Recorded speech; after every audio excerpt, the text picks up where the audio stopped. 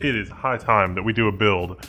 For this build, I'm going to use the MSI Meg X570 Ace. It's all aces. Along with the 2080 Super. I'm going to put this in the Fractal MSI C. It's a compact case. It's powerful. Yes. The pricing situation is really super weird. Like, this has been the best time to build a computer in a while. This is a really high-end build. I mean, a 2080 Super is not an inexpensive graphics card, but it's going to be a graphics card that you can use for years and years on end. I mean, that performance, it's almost, I mean, yeah, okay, the 2080 Ti is the most expensive, like, gaming graphics card you can get right now, but the 2080 Super is the best deal if you're going to spend a crazy amount of money on a card for the performance. Now, if you want a better deal in terms of, like, frames per second per dollar, really that's the lower end. I mean, AMD with the 5700, 350-ish, that's really good in terms of like FPS per dollar. We've got the announcement with the new 5500 series cards. That's pretty good per dollar. So this build is not the best build per dollar, but it kind of is to a point. It is a little bit. It's a little give and take. And the other reason for choosing AMD over Team Blue, basically there's two options right now at the really high end on the Intel side. The 9900KS, 5 gigahertz, or the 9900K, which is not guaranteed to be 5 gigahertz, but the KS is 5 gigahertz all core, or you can go with the Cascade Lake refresh on X299. So we've seen new X299 boards coming out. Those CPUs really date from 2017 though, the original 7000 series CPUs. I mean, yeah, to be sure, the new 10,000 series CPUs, they've got some nice features, some nice, clock bump performance, more PCIe lanes, but the 3900X in this socket, 12 cores, it's pretty nice without spending a crazy amount of money. So if you want something with top tier gaming performance, that's the GeForce RTX 2080 Super. If you want something that's a little bit more bang for buck, probably should look at the 5700. But we've also got the MSI Meg X570 Ace, which has got some pretty high-end features without also being ludicrously expensive. Let's do a build.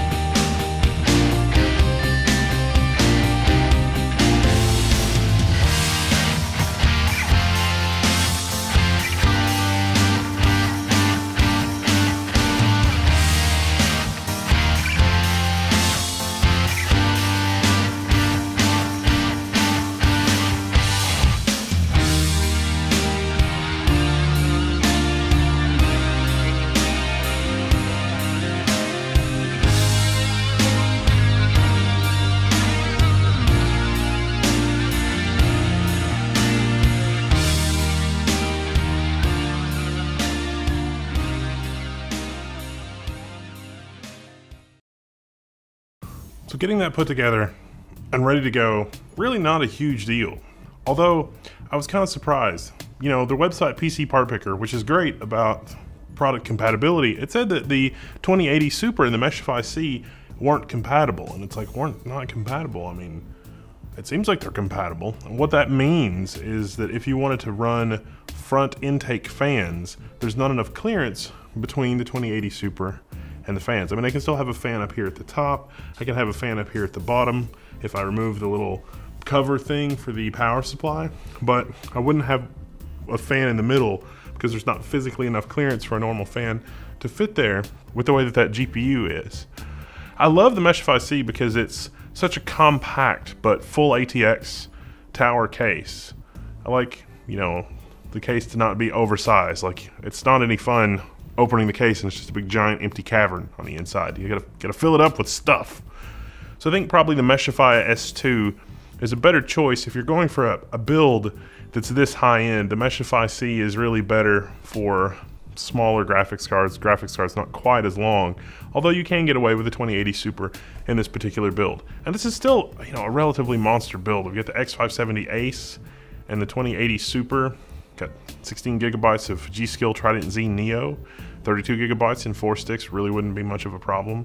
I mean, this is ready for an M.2 or ready for SATA SSD, or really ready for pretty much anything that you might throw at it. I like doing builds. I like putting stuff together, just see how it fits, get it in there with my own 2 hands. And I was helping somebody else out with a build, and it was like, that's weird. The Meshify is incompatible with the 2080 Super. Well, I've got those. Let's put a system together and see how it works. I've got the Scythe tower cooler in here. That's, I forget which Scythe it is, but you can probably look it up because I did a video on it. I've got a Scythe dual tower cooler in here, and I did a video on this cooler separately. It works pretty well with like the Ryzen 5 3600. I mean, if you're gonna go for a cooler that is better than the box cooler, like if you want to save money, the box cooler is fine for the 3000 series Ryzen CPUs. It really is. It's actually a pretty decent cooler, so don't needlessly think that you need to toss that cooler out and get a different cooler. You don't. But if you do, the benefits are mainly not overclocking, but really that the machine runs quieter. Because I mean, that fan has a low high speed setting on it, the one from AMD, and the high one, it's kind of loud. This dual tower setup with the dual fans, it works really well, and the CPU doesn't get super insanely overheated. 3600, of course, is going to be overkill. 3600X overkill. 3700 may be a little bit more overclocking headroom, but AMD's really good at bending that silicon. 3800, no overclocking headroom. 3900, no additional overclocking headroom. It's basically at the top end, the silicon that you get out of the box. So there's not a ton of room. I'd probably go something ridiculous if you were going to overclock, like the 3700X or the 3900X. If you were going to overclock it, say more than like 5%. If you're going to try to push from that 5 to 10% overclock, you're going to need something ridiculous. You're going to need a larger case. I'm Wendell. This has been a level 1 build. Hopefully not too abbreviated, not too short. Anybody can put a computer together. It's just like Lego, except the parts are more expensive. And if you make a mistake, the Legos explode. Non-lethally, of course. All right, I'll catch you later.